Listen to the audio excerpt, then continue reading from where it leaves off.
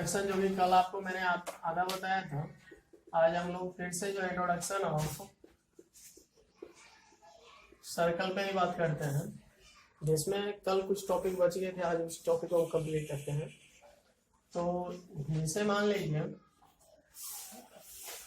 ये अगर आपका सर्कल है और इस सर्कल में जो है अगर आपको आधे भाग का ही अगर क्षेत्रफल निकालना है, इसका ही अगर आपको क्षेत्रफल निकालना है, एरिया ऑफ हाफ सर्कल, तो इसके लिए आपका फॉर्मूला बनता है अर्ध वृत्त का क्षेत्रफल is equal to 1/2 pi r square. ठीक है, अब ये हो गया। उसके बाद देखिए एक टॉपिक और आती है, जैसे ये आपकी है और इसमें आपको जो है ये आपका त्रिज्यखंड होता है, त्रिज्यखंड है। तो बहुत सारे क्वेश्चन में जो इस पार्ट का क्षेत्रफल निकालने के लिए हम कल आपको बताए थे कि इसे लघु वृत्त खंड कहते हैं, माइनर सेगमेंट ऑफ सर्कल, और ये जो है मेजर सेगमेंट ऑफ सर्कल है।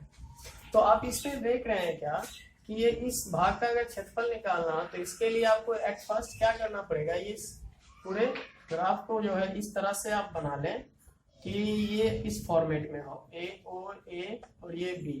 ठीक है, तो आप इसमें देखिएगा कि यहाँ आपका एक जो है त्रिज्यखंड बन रहा है, ये त्रिज्यखंड है, और त्रिज्यखंड में ये आपका जो है ये आपका त्रिभुज है जो कि किसी थीटा पर होगा। तो अगर आप त्रिज्यखंड में त्रिभुज के क्षेत्रफल को घटा लेते हैं तो जो भाग तो बच जाएगा, वो बचा हुआ भाग आपका जो होगा वो क्या है, आपका लघु वृत्तखंड है। ठीक है, तो आप कह सकते हैं कि लघु वृत्तखंड का क्षेत्रफल बराबर तो होगा त्रिज्यखंड का क्षेत्रफल माइनस त्रिभुज OAB का क्षेत्रफल। तो आप अगर त्रिज्यखंड के क्षेत्रफल में से अगर त्रिभुज OAB के क्षेत्रफल को इस भाग को आप हटा लेते हैं, ये त्रिज्यखंड आप जब लेते हैं तो ये पूरा आ जाएगा, ये पूरा पार्ट आपका त्रिज्यखंड हो जाएगा। लेकिन उसमें अगर वृत्त के क्षेत्रफल को आप घटा लेते हैं तो ये जो बच जाएगा ये पार्ट ही आपका लघु वृत्तखंड का क्षेत्रफल होगा। तो किसी त्रिभुज किसी वृत्त में जो है अगर त्रिज्यखंड का जो है क्षेत्रफल दिया हुआ है और वह जो त्रिज्यखंड अगर L लंबाई का चाप है और R त्रिज्या हो और इसका जो है ये थीटा कोण पे हो, तो देखिए हम इसके द्वारा जो है निकाल सकते हैं त्रिज्यखंड का क्षेत्रफल। तो चाप की लंबाई द्वारा जो है चाप की लंबाई द्वारा त्रिज्यखंड का क्षेत्रफल। तो देखिए इससे पहले हम ये जान लेते हैं कि थीटा बराबर L/R होता है। ये थीटा बराबर L/R क्या है, तो देखिए यहाँ पे L जो है चाप की लंबाई और R जो है त्रिज्या है, रेडियस।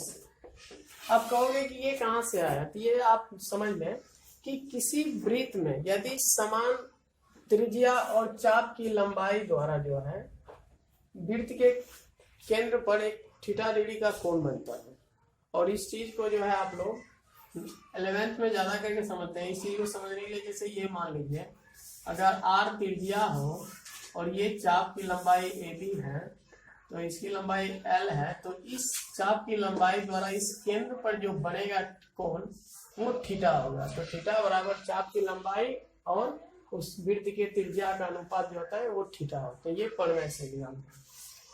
तो देखिए आप लोग त्रिज्यखंड का क्षेत्रफल जानते हैं θ/360 पाई आर स्क्वायर। लेकिन अगर आप ये देखें कि थीटा बराबर L/R होता है तो आप कह सकते हैं कि थीटा का वैल्यू अगर आप ये रख दें तो थीटा के स्थान पे आप रख सकते हैं L/360 इंटू R और इधर हो जाएगा पाई आर स्क्वायर। तो देखिए R कैंसिल हो गया और उसके बाद आपका जो बनता है वो क्या बनता है, तो L पाई R अपॉन 360 रेडियन पद्धति में जब आप बात करते हैं तो 360 डिग्री इज इक्वल टू 2 पाई होता है ना।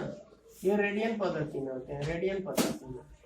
तो इसलिए आप ये भी कह सकते हैं कि L/2 इंटू पाई, यानी त्रिज्यखंड का क्षेत्रफल जो है, त्रिज्यखंड का क्षेत्रफल L/2